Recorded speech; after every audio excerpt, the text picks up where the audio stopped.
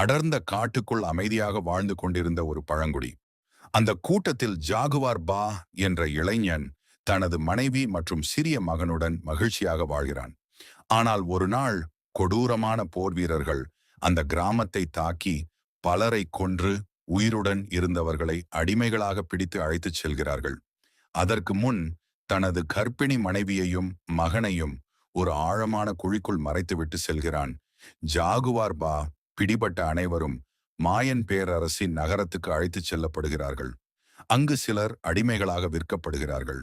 மற்றவர்கள் கடவுளுக்கான பலியாக கோயிலின் உச்சியில் கொடூரமாக கொல்லப்படுகிறார்கள்.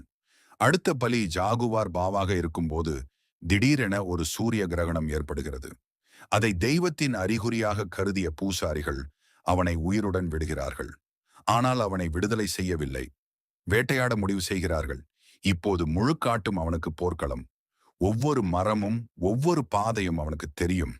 அவனை துரத்தி வந்த வீரர்களை தனது புத்திசாலித்தனமும் காட்டின் ரகசியங்களையும் பயன்படுத்தி ஒருவருக்கொருவராக வீழ்த்துகிறான்.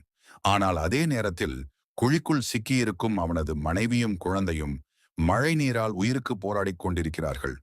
இறுதியாக துரத்தி வந்தவர்களிடம் இருந்து தப்பித்து தனது குடும்பத்தை காப்பாற்றுகிறான் ஜாகுவார் பா.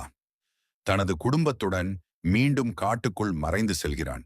உயிரை காப்பாற்றும் துணிச்சலும் குடும்பத்திற்காக போராடும் மன உறுதியும் தான் அபாகலிப்டோ திரைப்படத்தின் மறக்க முடியாத கதை.